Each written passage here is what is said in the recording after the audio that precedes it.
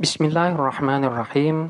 Pembahasan kita kali ini masih tentang lafadz-lafadz dari dzaraf zaman. Lafadz yang akan kita bahas yang pertama adalah lafadz hina. Spesifikasi daripada hina di sini adalah yang pertama, hina di sini termasuk dari dzaraf zaman mubham mutasharrif. Kemudian yang kedua, keberadaan daripada lafadz hina ini harus selalu mudhaf baik kepada kalimat mufrad maupun jumlah. Kemudian yang ketiga, bentuk jamak daripada lafadz hina di sini adalah ahyan. Dan yang keempat adalah manakala hina di sini kedudukannya sebagai dzaraf, maka dia hukumnya adalah mabni fathah. Dan manakala dia itu kedudukannya selain dzaraf, maka dia itu hukumnya dimu'rabkan. Sekali lagi, spesifikasi daripada dzaraf zaman hina ini adalah yang pertama, hina ini termasuk dari dzaraf zaman mubham mutasharrif. Dikatakan mubham karena memang lafadz hina di sini maknanya tidak ada batasan. Kemudian dikatakan sebagai mutasharrif karena memang terkadang di'irab sebagai dzaraf dan terkadang tidak. Artinya bisa jadi dalam satu susunan kalimat hina ini kedudukannya sebagai dzaraf dan terkadang hina ini juga kedudukannya selain dzaraf. Bisa jadi dia itu akan majrur ataupun sebagai mubtada dan lain sebagainya. Kemudian yang nomor dua, keberadaan hina di dalam susunan kalimat dia itu selalu dimudhafkan, baik dimudhafkan kepada kalimat mufrad ataupun kepada jumlah. Yang dimaksud dengan mufrad di sini bukan yang bermakna satu, tetapi yang dimaksud dengan mufrad di sini tidak berbentuk jumlah. Kemudian yang ketiga, bentuk jamak daripada lafadz hina di situ adalah ahyan. Dan yang keempat, hukum daripada hina manakala dia itu berkedudukan sebagai dzaraf, maka dia dimabnikan fathah, dan manakala kedudukannya bukan sebagai dzaraf, yaitu berkedudukan selain dzaraf, bisa sebagai mubtada dan lain sebagainya, maka dia dihukumin mu'rab. Ini adalah spesifikasi daripada hina. Contoh hina yang diidhofahkan atau yang dimudhafkan kepada jumlah seperti lafadz wasabbih bihamdi rabbika hina taqum. Wasabbih, dan hendaklah bertasbih siapa kamu bihamdi rabbika dengan memuji Tuhanmu, hina taqumu, hina pada waktu taqumu berdiri siapa kamu. Lafadz hina di dalam susunan ini adalah berkedudukan sebagai dzaraf. Oleh karena itu, hukum daripada hina di sini adalah dimabnikan fathah. Namun secara mahal dia itu nasab sebagai maf'ul fih atau nasab karena kedzarafannya. Di sini lafadz hina dimudhafkan kepada jumlah, yaitu jumlah fi'liyah. Maka lafadz taqumu yang merupakan jumlah fi'liyah di sini secara mahal kedudukannya sebagai mudhaf ilaih dan i'rabnya jar. Jadi hina di sini mudhafnya, sementara taqumu ini adalah mudhaf ilaihnya. Jadi dalam susunan ini i'rab daripada hina adalah hina ismun dzarfiyun. Hina di sini adalah termasuk isim dzaraf mabniun alal fathi, dimabnikan atas fathah, fi mahalli nasbin ala dzarfiyah az-zamaniyah, di dalam mahal nasab sebagai dzaraf zaman. Wa huwa mudhafun, dan lafadz hina ini sebagai mudhafnya, sementara taqumu di sini adalah sebagai mudhaf ilaihnya. Ini adalah contoh hina manakala dia itu dimudhafkan kepada jumlah. Kemudian contoh hina manakala dimudhofkan kepada mufrad atau kepada kalimat yang tidak berbentuk jumlah, seperti lafaz Allahu yatawaffa al-anfusa hina mautiha. Allahu, adapun Allah, yatawaffa, ialah menggenggam siapa Allah, al-anfusa, kepada jiwa-jiwa, hina mautiha, tatkala kematiannya. Lafaz hina di sini kedudukannya sebagai dzaraf dan dia hukumnya dimabnikan fathah. Di sini dia sebagai mudhof dan dimudhofkan kepada kalimat mufrad, artinya kalimat yang tidak berbentuk jumlah. Sehingga lafaz mauti di sini sebagai mudhof ilaih yang i'rabnya dijerkan. Manakala hina di sini di i'rab, maka i'rabannya adalah hina ismun dzarfiyun. Hina di sini adalah isim dzaraf mabniun alal fathi, dimabnikan atas fathah, fi mahalli nasbin ala dzarfiyah az-zamaniyah, berada di dalam mahal nasab sebagai dzaraf zaman. Wa huwa mudhafun, hina di sini sebagai mudhaf, mauti mudhafun ilaihi majrurun bil mudhaf, dia itu kedudukannya sebagai mudhaf ilaih, hukumnya dijerkan. Wa alamatu jarrihi kasratun dhahiratun fi akhirih, dan tanda jernya di sini dengan menggunakan kasroh yang tampak. Kedua contoh yang pertama dan yang ini, kedudukan daripada lafaz hina adalah sebagai dzaraf zaman, sehingga dia itu dihukumin mabni fathah, sekalipun secara mahal dia itu dinasobkan sebagai dzaraf zaman. Selanjutnya contoh ketika hina itu dimasukin oleh huruf jer, seperti lafaz wadakhala al-madinata ala hini ghaflatin min ahliha. Wadakhala, dan masuk siapa dia, al-madinata, ke kota, ala hini ghaflatin, ketika dia itu lupa, min ahliha, dari keluarganya. Di sini lafaz hini kedudukannya dijerkan sebagai majrur karena memang dimasukin oleh huruf jer ala, sehingga hukum daripada lafaz hini ini tidak lagi mabni melainkan di sini mu'rab karena tidak berkedudukan sebagai maf'ul fi. Sehingga manakala di i'rab, ala harfu jarrin mabniun ala sukuni, hini majrurun bi ala, wa alamatu jarrihi kasratun dhahiratun fi akhirih, wa huwa mudhafun, ghaflatin mudhafun ilaihi majrurun bil mudhaf, wa alamatu jarhi kasratun dhahiratun fi akhirih. Jadi di sini hini hukumnya mu'rab, tanda i'rabnya dengan menggunakan kasrah, dimu'rabkan karena memang kedudukannya bukan sebagai maf'ul fih melainkan dia sebagai majrur karena memang dimasukin oleh huruf jar ala. Dan selanjutnya contoh daripada hini ketika dia itu berkedudukan tidak sebagai dzaraf melainkan berkedudukan dengan kedudukan yang lain. Contohnya seperti lafaz hal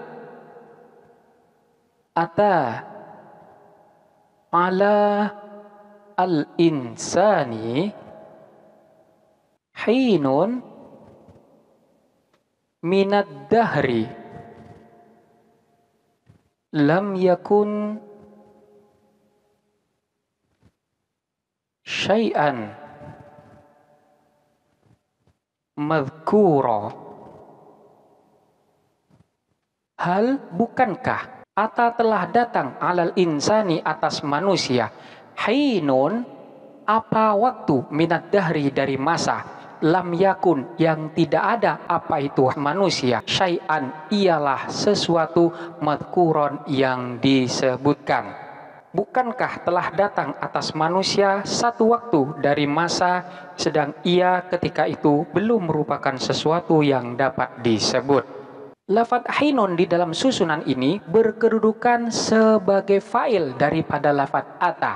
Hal, bukankah, ata telah datang alal insani, atas manusia, hinun, apa waktu atau masa, minad dahri, dari waktu. Karena memang di sini kedudukannya sebagai fa'il, maka lafadz hinun ini hukumnya dimu'robkan. Yang dalam hal ini dia rofa dan tanda rofaknya dengan menggunakan dhammah yang tampak.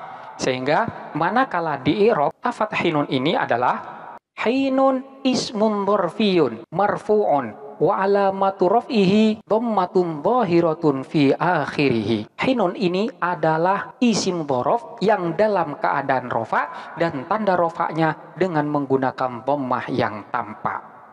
Kemudian contoh yang lain, yang mana hinun di dalam susunan ini tidak berkedudukan sebagai dzaraf, melainkan berkedudukan selain dzaraf.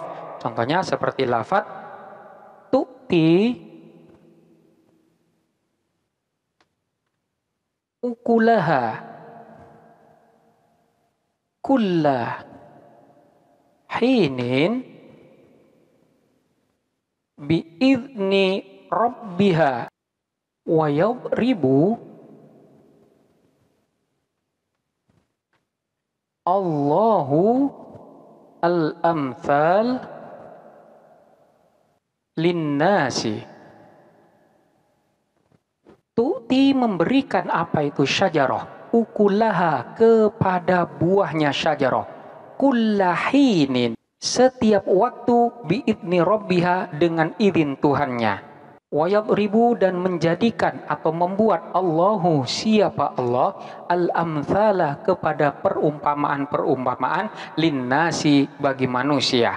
Kita perhatikan lafadz hinin.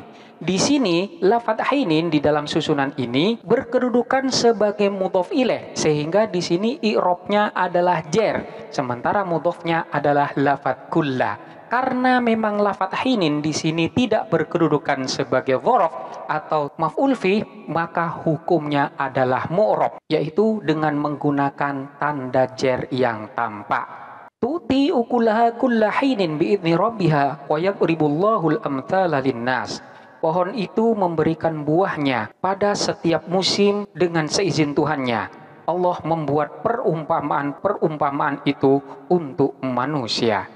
Ini adalah beberapa contoh, di mana pada contoh-contoh tersebut terlihat bahwa hukum daripada lafadz hinin di sini ada dua. Ada kalanya dia itu dimabnikan fathah dan ada kalanya dia itu juga dimu'rabkan. Lafadz hinin di sini dimabnikan fathah, manakala kedudukan dari lafadz hinin ini sebagai dzaraf atau sebagai maf'ul fi. Sementara manakala kedudukannya bukan sebagai dzaraf, maka hukumnya dia dimu'rabkan. Tanda i'rabnya disesuaikan dengan kedudukan masing-masing. Manakala pada contoh yang telah kita tulis tadi, ada hinin yang berkedudukan sebagai fa'il, maka dia dirofakan dan tandanya disesuaikan dengan kalimatnya. Begitu juga dalam contoh ini, lafadz hinin tidak berkedudukan sebagai maf'ul fi, sehingga dia hukumnya pun dimu'rabkan. Dan karena memang di sini sebagai mudhof ilaih, maka dia dijerkan tanda jernya dengan menggunakan kasroh yang tampak. Ini adalah beberapa penjelasan dan spesifikasi dari salah satu dzaraf zaman, yaitu lafadz hina. Selanjutnya lafadz yang kedua yang termasuk dari dzaraf zaman adalah lafadz audhu. Lafadz audhu ini adalah merupakan bentuk masdar dari lafadz adha ya'udhu audhon atau audhun. Hal ini sedikit telah kita bahas pada pembahasan terdahulu. Namun, ketika lafadz aud di sini sudah dijadikan sebagai dzaraf zaman, maka di sini hukumnya menjadi mabni. Spesifikasi daripada lafadz audhu di sini adalah yang pertama, audhu di sini mengandung makna istighraqul mustaqbal.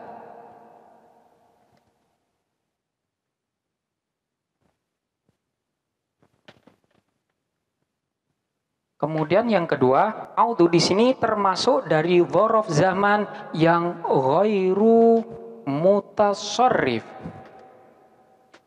Kemudian yang ketiga, hukumnya mabni dhammah manakala dia itu tidak dimudhofkan Namun manakala dia itu dimudhofkan, maka hukumnya menjadi mu'rab. Dan yang keempat, lafaz audu itu harus didahuluin oleh nafi atau istifham. Sekali lagi, yang pertama, kandungan makna daripada lafaz audu di sini adalah mengandung istighraqul mustakbal, artinya meniadakan zaman mustakbal. Jadi di sini lafaz audu maknanya adalah selamanya di waktu yang akan datang. Kita akan melihat maksud daripada istighraqul mustakbal nanti pada contoh-contoh yang akan kita paparkan. Kemudian yang kedua, audu di sini termasuk daripada dzaraf zaman yang ghairu mutasharrif. Artinya, dia itu selalu berkedudukan sebagai dzaraf dan tidak berkedudukan selain dzaraf. Kemudian yang ketiga, hukum daripada lafaz audu ini dimabnikan dhammah manakala dia itu tidak dimudhofkan. Namun manakala lafaz audu di sini dimudhofkan, maka hukumnya menjadi mu'rab. Dan kemudian yang nomor 4, lafaz audu itu harus jatuh setelah nafi atau istifham. Kita perhatikan contoh la af'aluhu audha dzalika. Kemudian contoh yang lain, la af'aluhu audu. Pada contoh yang pertama, lafaz aud di sini dimudhofkan kepada lafaz dzalika. Sementara pada contoh yang kedua, lafaz aud di sini tidak dimudhofkan. Sebagaimana di dalam spesifikasi daripada lafaz aud di sini mengandung istighraqul mustakbal atau meniadakan zaman mustakbal. Artinya bagaimana? Pekerjaan-pekerjaan di masa yang akan datang itu ditiadakan atau tidak dilakukan. Sehingga maknanya di sini adalah la af'aluhu audadzalika. Aku tidak akan melakukannya audadzalika di waktu yang akan datang. Demikian contoh yang kedua, la af'aluhu audu. Aku tidak akan melakukannya audu selamanya di masa yang akan datang. Jadi di masa yang akan datang, perbuatan yang telah terjadi tersebut tidak akan dilakukan. Ini yang dimaksud dengan istighraqul mustakbal, meniadakan zaman mustakbal, yaitu meniadakan perbuatan-perbuatan yang dimaksud pada waktu yang akan datang. Kemudian yang kedua, audu di sini termasuk dari dzaraf zaman ghairu mutasharrif. Artinya kedudukan daripada lafaz audu selalu sebagai dzaraf. Jadi contoh yang pertama maupun contoh yang kedua kedudukannya sama-sama sebagai dzaraf. Namun bedanya hukum daripada audu di sini ketika dia dimudhofkan maka di sini dimu'rabkan, yang dalam hal ini dinasobkan sebagai maf'ul fi dan tanda nasobnya dengan menggunakan fathah yang tampak. Sementara contoh yang kedua lafaz audu di sini tidak dimudhofkan sehingga dia dihukumin mabni dhammah. Selanjutnya, keberadaan daripada lafaz audu di dalam susunan kalimat selalu didahuluin oleh nafi atau istifham. Di dalam kedua contoh ini, dia didahuluin oleh nafi, yaitu lafaz la. I'rab daripada lafaz aud dalam contoh yang pertama adalah audha ismun dzarfiyun. Audha di sini adalah isim dzaraf, mansubun dinasobkan. Wa alamatu nasbihi, dan tanda nasabnya fathatun dhahiratun fi akhirih, dengan fathah yang tampak. Ala dzarfiyah az-zamaniyah, sebagai dzaraf zaman, muta'alliqun bil fi'li af'alu, yang berkaitan dengan fi'ilnya yaitu lafaz af'alu. Kemudian i'rab daripada lafaz audu pada contoh yang kedua adalah audu ismun dzarfiyun. Audu di sini adalah isim dzaraf, mabniun 'ala dhammi, dimabnikan atas dhammah, fi mahalli nasbin 'ala dzarfiyah az-zamaniyah, di dalam mahal nasab sebagai dzaraf zaman, muta'alliqun bil fi'li af'alu, yang berkaitan dengan fi'ilnya yaitu lafaz af'alu. Ini adalah penjelasan tentang lafaz audu yang masuk di dalam kategori dzaraf zaman ghairu mutasharrif. Kemudian lafadz yang ketiga yang kita bahas pada pembahasan kali ini adalah lafadz qattu.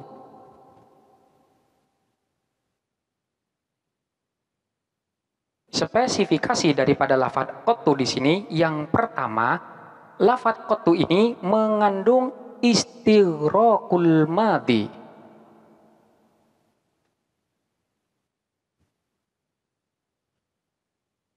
Kemudian yang kedua, ini termasuk dari dzaraf zaman yang ghairu mutasarrif. Kemudian yang ketiga, lafadz qattu di sini selalu dihukumin mabni dhammah. Dan yang keempat, dalam penggunaannya di dalam susunan kalimat, dia itu harus selalu didahuluin oleh nafi atau istifham. Jadi yang pertama, istighraqul madhi, meniadakan masa lampau. Artinya hal-hal atau pekerjaan-pekerjaan tersebut tidak pernah dilakukan di masa lampau. Jadi meniadakan pekerjaan di masa lampau sehingga hal tersebut tidak pernah dilakukan. Kemudian yang kedua, dia itu masuk dalam kategori dzaraf zaman yang ghairu mutasarrif. Artinya kedudukan daripada lafadz qattu dia itu selalu sebagai dzaraf, tidak dalam kedudukan yang lain. Kemudian yang ketiga, dia itu hukumnya selalu dimabnikan dhammah dan keberadaannya harus selalu jatuh setelah nafi atau jatuh setelah istifham. Selanjutnya contoh lafadz qattu di dalam susunan kalimat adalah hal khada'ta ahadan qattu. Kemudian contoh yang kedua seperti lafadz ma khada'tu ahadan qattu. Hal khoda'ta, hal apakah khoda'ta telah menipu siapa kamu ahadan kepada seseorang qatun sama sekali? Apakah kau tidak pernah menipu seseorang sama sekali? Kemudian contoh yang kedua, ma khoda'tu ahadan qatun, aku tidak pernah menipu seseorang sama sekali. Jadi makna daripada lafadz qattu di sini adalah sama sekali. Pada contoh yang pertama, lafadz qattu di sini didahuluin oleh istifham, sementara pada contoh yang kedua di sini didahuluin oleh nafi. Sesuai dengan kandungan makna daripada lafadz qattu, di sini mengandung makna istighraqul madhi, artinya meniadakan pekerjaan di masa lampau. Apakah kamu pernah menipu seseorang sama sekali? Apakah kamu tidak pernah menipu seseorang? Kemudian contoh yang kedua, aku tidak pernah menipu seseorang sama sekali. Artinya pada zaman dahulu saya tidak pernah melakukan pekerjaan tersebut sama sekali. Satu kali pun tidak pernah. Jadi itu yang dimaksud dengan istighraqul madhi. Kedudukan daripada lafadz qattu, baik pada contoh yang pertama maupun contoh yang kedua, itu semuanya sebagai dzaraf zaman. Tidak berkedudukan sebagai kedudukan selain dzaraf zaman. Dan dia itu dimanapun dia berada selalu dihukumin mabni dhammah. Sehingga di sini dibaca qattu. Manakala lafadz qattu di sini di i'rab, qattu ismun dzarfiyun. Qattu di sini adalah termasuk isim dzaraf mabniun ala dhammi, dimabnikan dhammah. Fi mahalli nasbin, dalam mahal nasab ala dzarfiyah az-zamaniyah sebagai dzaraf zaman, muta'alliqun bil fi'li yang berkaitan dengan fi'ilnya khada'a, lafadz khada'a. Inilah beberapa penjelasan tentang lafadz-lafadz yang masuk di dalam kategori dzaraf zaman. Selanjutnya silahkan untuk dipelajarin dengan seksama dan sampai jumpa pada pembahasan berikutnya.